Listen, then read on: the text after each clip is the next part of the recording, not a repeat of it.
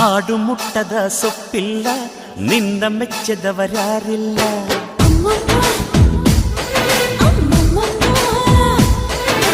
ಜೇನಿಗಿಂತ ಸಿಹಿ ಬೇರಿಲ್ಲ ನಿನ್ನ ಮುದ್ದಿಗಿಂತ ಸಿಹಿ ಬೇಕಿಲ್ಲ